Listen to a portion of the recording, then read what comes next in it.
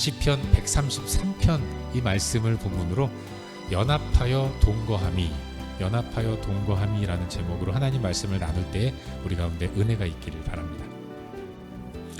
오늘 시편을 함께 나누려고 합니다. 시편은 노래예요. 시를 감상하려고, 눈으로 읽으려고 쓰는 경우도 있겠지만 시편 150편은 음을 붙여서 부를 수 있는 노래입니다. 시인이 하나님을 묵상하면서 하나님께 고백하는 기도를 후대 사람들이 보면서 음을 넣어가지고 함께 노래를 부르면서 기쁨을 나누고 슬픔을 나누고 이렇게 하도록 활용하는 시편은 노래입니다. 오늘 우리가 함께 살펴보려고 하는 시편 133편은 표제어를 보시면 아시겠지만 성전에 올라가는 노래라고 기록하고 있어요. 하나님 백성들이 성전에 올라가면서 함께 부르는 노래, 이게 133편의 내용입니다. 여러분, 성전이란 무엇입니까? 성전은 하나님의 집이에요. 그리고 하나님은 항상 하나님의 집에 계십니다. 거룩하신 하나님 앞에 나아갈 때 찬송을 부르며 나아가는 거죠. 어떤 찬송을 부릅니까? 전능하신 하나님에 대한 인정, 그 하나님이 바로 나의 하나님이란 사실에 대한 감사, 그리고 나의 하나님과 나눌 풍성한 교제에 대한 기대, 인정과 감사와 기대, 이걸 모아서 하나님을 찬양하면서 성전으로 나아가는 것입니다. 오늘 묵상하려고 하는 시편 133편은 그렇게 함께 성전에 올라가는 형제들이 갖는 연합이 얼마나 귀하고 얼마나 소중한 것인가를 말씀하고 있는 그런 노래인 것입니다. 여러분, 예루살렘 성전은 언덕 위에 있었어요. 언덕 위에, 모든 사람들이 고개를 들면 보일 수 있는 언덕 위에 예루살렘 성전이 있었습니다. 그 성전이 하나님의 집이고 하나님을 사랑하는 하나님의 백성들이 성전에 올라가서 예배하며 나아가는 것입니다. 함께 어우러져서 연합하면서 같은 마음을 가지고 함께 하나님을 찬양하고 노래하며 예배하기 위해 성전에 올라가는 모습, 무리지어서 올라가는 모습, 이게 얼마나 아름다운 일이겠습니까? 그걸 노래하는 것이 시편 133편의 내용인 것이죠. 시인은 형제가 서로 연합하여 동거하는 모습을 두 가지 비유로 나타냅니다. 하나는 보배로운 기름을 제사장에게 부을 때의 아름다운 모습, 또 하나는 헐몬산의 이슬이 시온산에서 내려서 산을 촉촉히 적시는 그런 아름다운 모습. 이렇게 형제가 서로 연합해서 함께하는 것의 아름다움을 노래하는 것이 시편 133편의 내용인 거예요. 특별히 여기 2절에 보면 머리에 있는 보배로운 기름이다 라고 표현하고 있는데, 여러분, 이 기름, 이것은 제사장을 세울 때 머리에 붓는 기름을 의미하는 거예요. 잘 아시다시피 이스라엘 백성들은 왕, 제사장, 선지자, 이런 직분을 감당해야 할 사람들을 세울 때 기름을 부어서 그 사람을 세우는 그런 전통이 있었습니다. 그래서 왕, 제사장, 선지자, 이 직분을 감당하는 사람들을 그리스도라고 이야기를 했어요. 그리스도라는 말의 뜻은 기름 부음을 받은 자다라는 의미를 갖고 있는 것입니다. 여러분, 왕은 어떤 사람입니까? 하나님을 대신해서 하나님의 뜻대로 하나님 백성들을 통치하는 사람이에요. 제사장은 어떤 사람입니까? 백성을 대표해서 하나님 앞에 나아가 하나님 앞에 영광의 제사를 올려드리는 사람이죠. 선지자는요, 자기 말을 하는 것이 아니라 하나님의 뜻을 먼저 받고 하나님의 뜻을 백성들 가운데 선포하는 사람인 겁니다. 왕, 제사장, 선지자, 아주 귀한 직분을 의미하는 거죠. 그 직분을 세울 때 이스라엘 백성들은 기름을 부어서 그 직분자를 세웠던 것이죠. 여러분, 이 귀한 일을 맡을 사람을 기름을 부어서 세울 때 그런 사람들에게 붓는 기름이 어떤 기름이겠습니까? 참기름, 들기름 이런 거 붓겠어요? 아니죠. 아주 귀한 기름, 아주 소중하고 아주 아름다운, 저 멀리서도 그 향이 아주 달콤하고 행복하게 느껴질 만한 최고의 기름, 최상급 기름을 부을 겁니다. 그런데 하나님께서 시인 다윗을 통해서 말씀하시는 형제가 연합해서 동거하는 이 모습이 그렇게 최상급 기름과도 같은 가장 가치 있고 소중한 일이라고 하나님 말씀하시는 거예요. 형제가 서로 함께하는 것, 연합하고 함께 머무는 모습이 이와 같이 아주 소중하고 굉장히 아름다운 모습이라고 시인은 노래하고 있는 것입니다. 그리고 또 하나, 3절을 보시면 헐몬의 이슬이라는 표현이 나옵니다. 헐몬이라는 것은 헐몬산을 이야기하는 거예요. 헐몬산. 헐몬산은 이스라엘의 갈릴리 북부 지역에 있는 산입니다. 이스라엘의 지도를 보시면 어느 나라나 그렇겠지만 이스라엘의 지도도 북쪽과 중간 부분과 남쪽이 있거든요. 근데 큰 강을 중심으로, 주요한 강을 중심으로 북부와 중부와 남부로 나눕니다. 북부는 갈릴리, 그리고 중간 부분은 요단강, 그리고 남쪽은 사해바다. 그런데 헐몬산은 북부 갈릴리 쪽에 위치한 산입니다. 그리고 굉장히 높은 그 높이를 가지고 있어요. 무려 2,900m라고 합니다. 그래서 높은 산이기 때문에 항상 그 산 꼭대기에는 눈이 녹지 않고 남아 있습니다. 만년설이 있는 산이 그 헐몬산인 거죠. 그 북쪽에 있는 높은 헐몬산의 그 눈이 녹아서 아래로 내려갑니다. 그리고 이슬과 함께 만나서 산지를 적셔요. 그리고 갈릴리 바다로 내려오고 갈릴리 강에서 요단강으로 흐르고 요단강의 그 물이 남쪽인 사해바다까지 내려오는 거죠. 헐몬의 이슬이라는 것은 온 가나안 땅을 충만하게 적시는, 그래서 땅을 비옥하게 하고 신선하고 아름답게 만드는 물을 이야기하는 거예요. 얼마나 귀하고 얼마나 아름다운 그런 물이고 이슬이겠습니까? 형제가 연합하여 동거하는 모습이 바로 그런 소중하고 아름다운 헐몬의 이슬과도 같은 소중한 것이라고 시인은 노래하고 있고, 하나님이 평가하시는 형제가 연합하는 모습이 바로 그와 같다는 것을 우리는 성경을 통해서 배우게 되는 것입니다. 여기 기름도 그렇고 이 이슬도 그렇고, 기름이나 이슬은 성경을 보면 항상 행복과 풍성함을 나타내는 코드입니다. 형제가 연합하는 모습, 함께하는 모습, 함께 어우러지는 모습, 이것은 이처럼 행복하고 풍성함을 가져다 주는 것이라는 사실, 이 시를 지은 다윗은 기쁨으로 이와 같이 노래하고 있는 거예요. 그런데 여러분, 하나님은 시인 다윗을 통해서 형제가 연합하여 동거하는 모습이 최상급 기름과도 같고 온 땅을 풍성하게 적시는 헐몬의 이슬과도 같다라고, 최고의 것이다라고 말씀하십니다. 기름과 이 이슬은 풍성함, 행복의 대명사예요. 근데 여러분, 이게 바로 영생입니다. 하나님의 백성들이, 하나님을 아버지로 모시는 하나님의 사람들이 함께 어우러져서 손에 손을 잡고 성전에 계신 여호와 하나님을 만나는 것을 기대하면서 전능하신 하나님에 대한 인정과 그 하나님이 다른 누군가의 하나님이 아니라 나의 하나님이라는 사실에 대한 감사와, 그리고 그 하나님이 내가 성전에 올라가셨을 때 얼마나 큰 은혜와 사랑을 베풀어 주실 것인가에 대한 기대의 마음을 가지고, 인정과 감사와 기대의 마음을 가지고 함께 손에 손을 잡고 성전으로 올라가면서 노래하는 이 모습, 여러분, 이게 영생 아니겠습니까?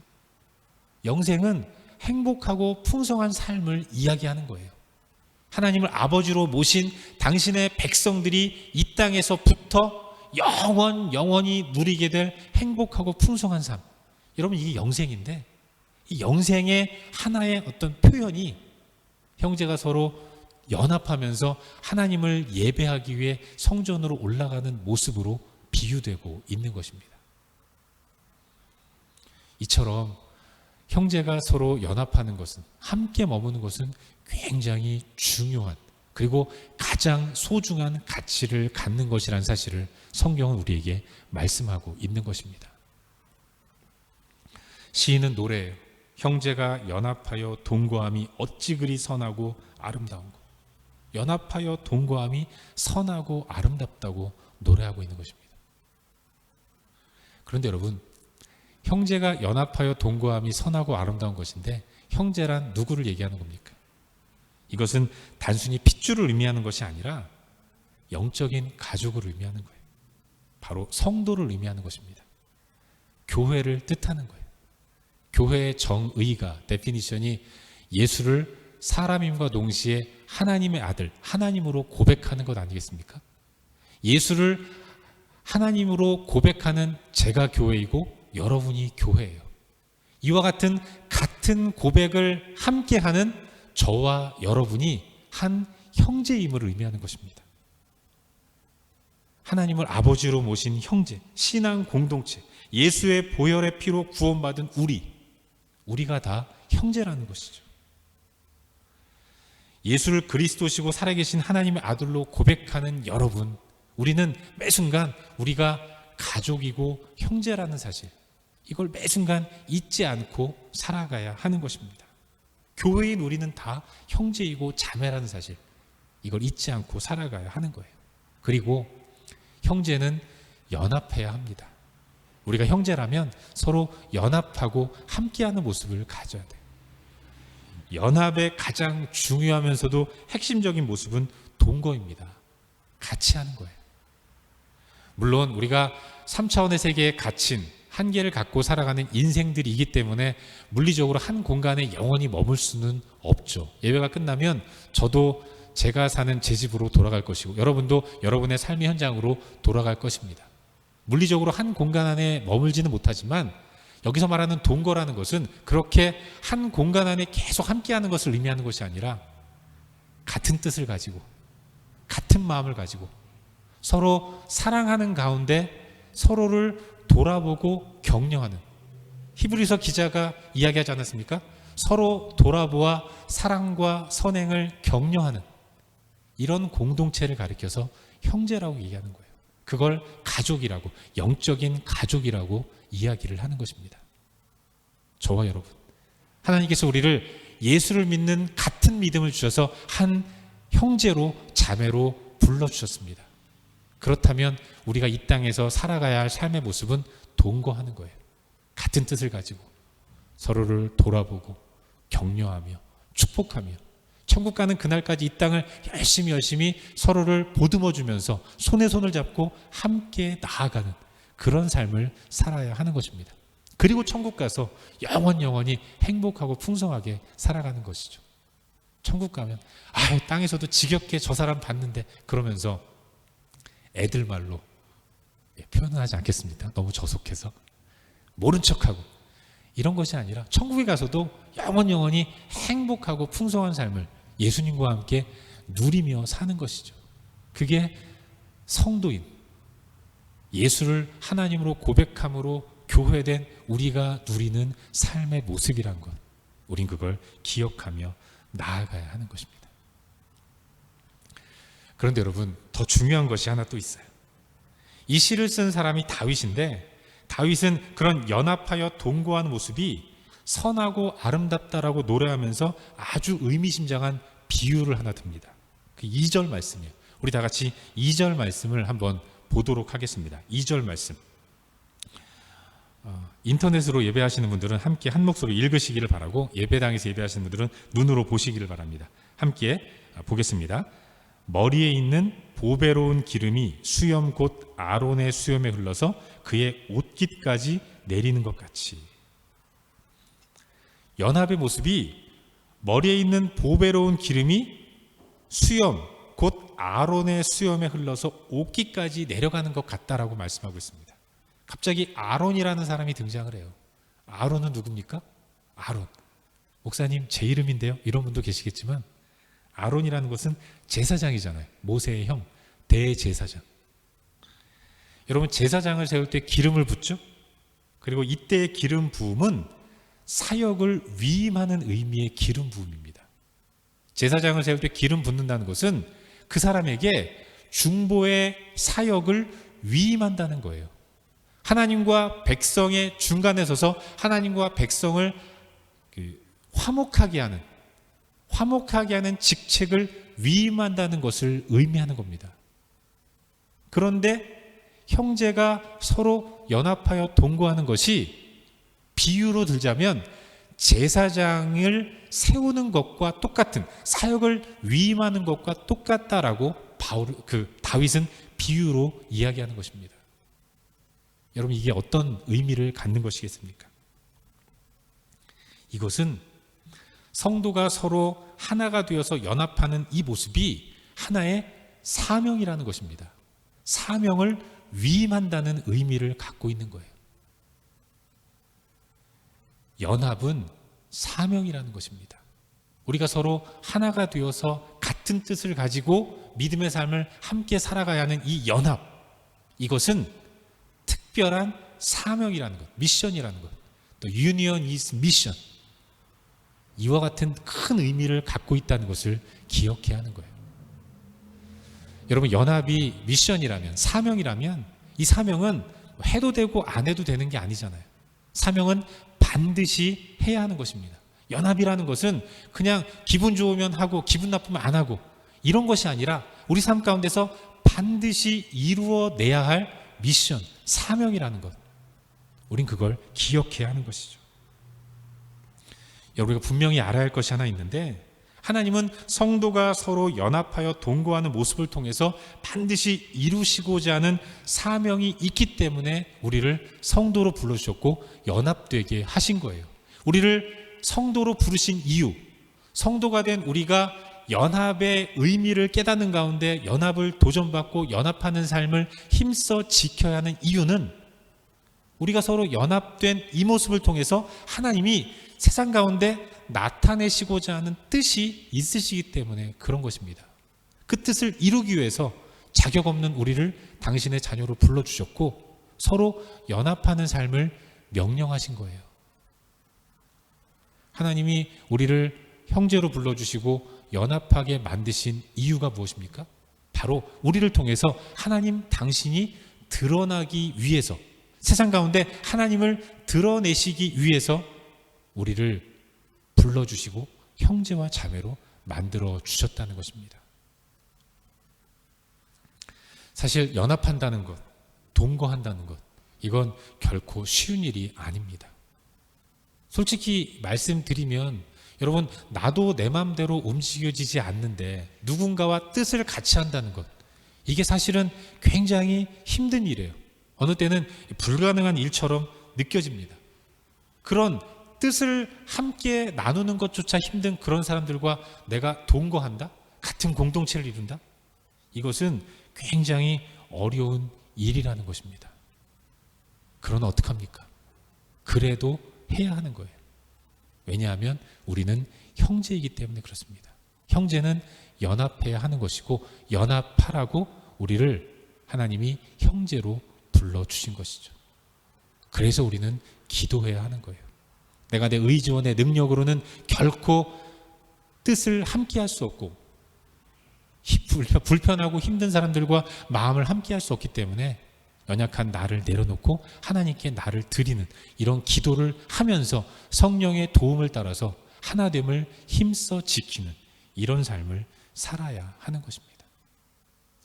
여러분, 형제는, 가족은 함께하는 삶을 살아야 돼요. 한번 생각해 보십시오. 가족이 마음에 안 든다고 헤어질 수 있습니까? 물론 만나면 치고받고 싸우는 경우도 많아요. 마음이 불편해지는 일들도 많이 있습니다. 이번 주가 추석이었지만 이번 추석에도 여지없이 뉴스를 보니까 그런 기사들이 올라오더라고요. 가족이 모였는데 모여서 말다툼하다가 누가 누구를 죽이고 이런 일들이 벌어집니다. 순간적으로 형제이지만 불편한 마음에 싸울 수도 있어요. 그러면서 홧김에 내가 너와 다시 만나면 내가 사람이 아니다 라는 말을 할 수도 있습니다. 그러나 내가 그렇게 홧김에 이제부터 너는 내 형제가 아니야 라고 말한다고 해서 그 사람이 형제 아닌 게 됩니까? 그럴 수 없는 거죠. 여러분, 우리가 지난 9월 달에 묵상한 창세기를 한번 기억해 보십시오. 창세기에 그 에서와 야곱이 나오지 않습니까? 에서는 야곱을 미워했어요. 내 장자권 저 인간이 빼앗아갔다. 그러면서 복수의 칼날을 갈은, 아버지 어머니 언제 돌아가시나 이러면서 복수의 칼날을 간 사람이 에서잖아요. 그 에서가 이제 에서가 무서워서 먼 삼촌집 밧다나람으로 떠난 그 야곱이 시간이 지나서 돌아올 때, 다시 만날 때, 그때 에서가 야곱을 끌어안고 목을 끌어안고 웁니다. 반가워서. 왜 그렇습니까? 형제이기 때문에 그래요. 형제는 그런 겁니다. 순간적으로 불편할 수 있고 마음이 상할 수도 있지만 그래도 떨어질 수 없는 것, 그게 가족이고 그게 형제인 거예요. 끊을 수가 없는 것이 바로 형제인 것이죠. 사랑하는 여러분, 우리는 예수 그리스도의 보혈의 피로 한 형제가 되었습니다. 성령께서 내 마음을 주장하셔서 나로 하여금 예수가 하나님이라는 고백을 하게 하셨어요. 그리고 이와 같은 고백을 하는 모든 사람들을 형제로 만들어 주셨습니다. 우리는 다 형제이고 우리는 가족이에요. 육체의 부모의 그 피를 함께 나눠 가진 사람을 형제라고 한다면 우리도 마찬가지입니다. 부모님의 피를 함께 나눠 가진 사람들이 형제라고 한다면 우리는 예수 그리스도의 보혈의 피를 함께 가진 사람입니다. 그래서 우리는 형제인 거예요. 형제는 늘 함께 뜻을 모으면서 용납하고 품어주고 사랑하는 이런 모습을 가지고 나아가야 하는 것입니다. 어떤 교회 보면 우리 교회는 가족 같은 교회입니다 라고 주장하는, 말하는 그런 교회들이죠. 그걸 캐치프레이즈로, 표어로 주장하는 교회들도 많이 있는데 좋은 말이지만 사실은 엄밀히 따지면 옳은 표현은 아닌 것 같아요. 가족 같은 교회는 가족은 아니라는 거잖아요. 우리는 가족입니다. 가족 같은 교회가 아니라 우리는 가족인 교회인 거예요. 서로를 용납하며 하나 되는 이런 모습을 가지고 나아가야 하는 것입니다. 그리고 바로 우리의 이런 모습을 통해서 하나님 당신께서 이루시고자 하는 그런 하나님이 드러난 하나님을 통해서 택하신 주의 백성들을 부르시기 위해서 우리를 당신의 자녀로, 형제와 자매로 묶어주셨다는 사실, 이걸 기억하면서 서로 사랑하는 모습을 가지고 나아가야 하는 것입니다.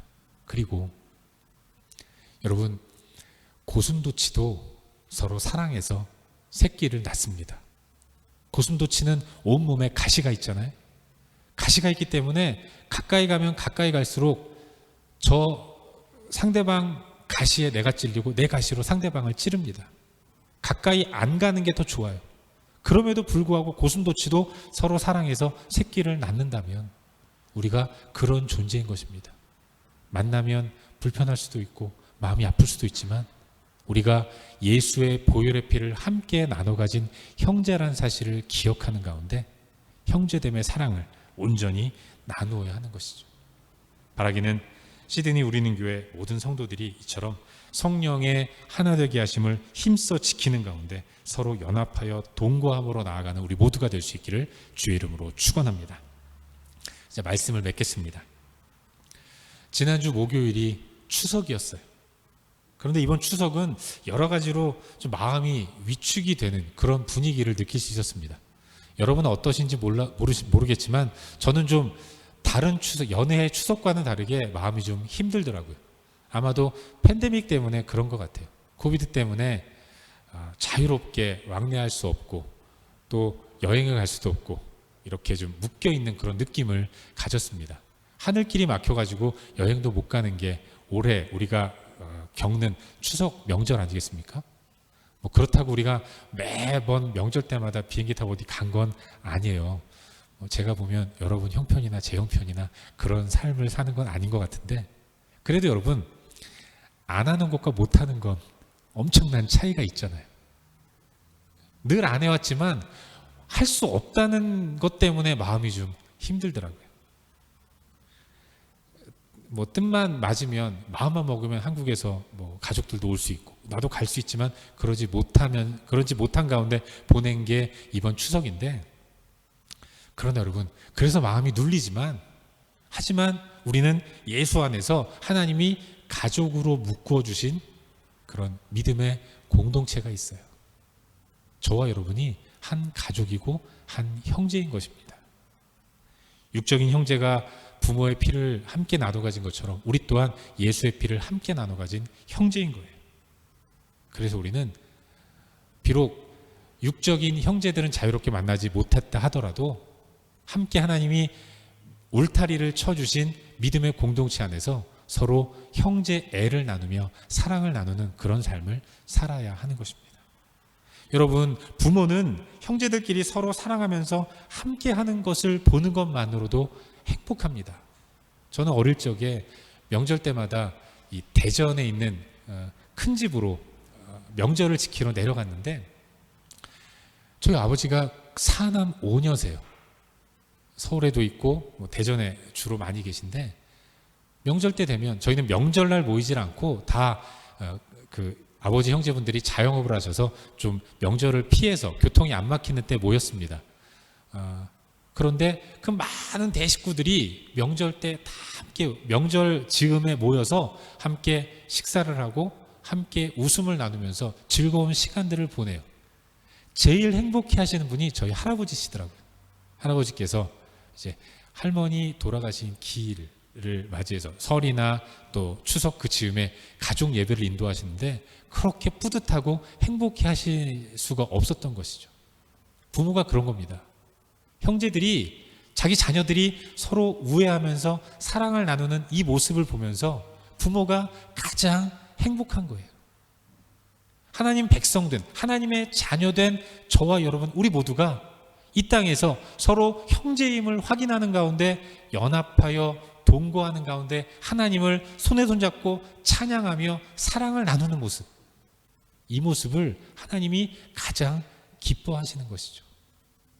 하나님 기뻐하시게 하기 위해서 여러 가지 돈을 막 쓰고 또 어디를 막 무슨 일을 사고 사역을 열심히 하고 이런 것도 중요하지만, 있는 자리에서 하나님께서 나에게 붙여주신 형제와 자매에게 손을 내밀고 사랑을 나누고 축복하고 격려하는 이런 모습이 하나님이 기뻐하시는 모습이라는 것, 우린 그걸 기억해야 하는 겁니다. 그리고 또 하나, 우리 주님이 말씀하셨습니다. 너희가 서로 사랑하면 이로써 너희가 나의 제자인 줄 알리라. 우리 주님이 말씀하셨습니다.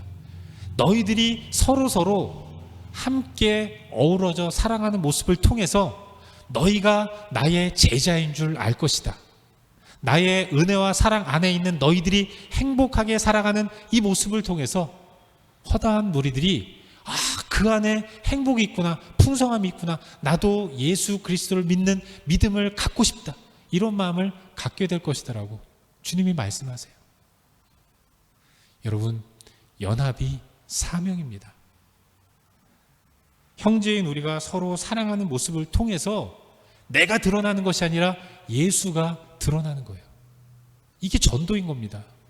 전도, 스타스필드로 어디로, 시티로 나가서 복음을 증거하고 예수 믿으세요, 하나님 당신을 사랑하십니다, 하나님은 당신을 향한 놀라운 계획을 갖고 계십니다, 이렇게 말하는 것도 아주 귀하고 굉장히 소중한 일입니다. 열심히 하십시오. 그러나 그것과 더불어서 또 하나의 아주 중요한 전도의 방법, 서로 사랑하는 거예요. 하나님이 묶어주신 가족끼리 서로 사랑하는 겁니다. 하나님이 울타리를 쳐주신 교회 식구들끼리 서로 사랑하는 거예요. 하나님이 믿음을 허락하신 이 교회, 저 교회, 다른 그리스도의 모든 지교회들이 서로 경쟁하고 싸우는 것이 아니라 하나된 모습으로 나아가는 것, 서로 우애하며 도와주고 격려하는 이런 모습이 바로 예수를, 하나님을 나타내고 증거하는 귀한 전도의 방법이 된다는 것, 그걸 우리는 기억하면서 우리가 할 수 있는 일, 연합하는 일에 힘을 모으는 그런 삶을 살아야 하는 것이죠. 바라기는 사랑의 하나님을 아버지로 모신 형제요 자매인 우리가 더욱더 연합함으로 동거하기를 힘쓰는 그런 복된 삶을 사는 우리 모두가 될 수 있기를 주의 이름으로 축원합니다.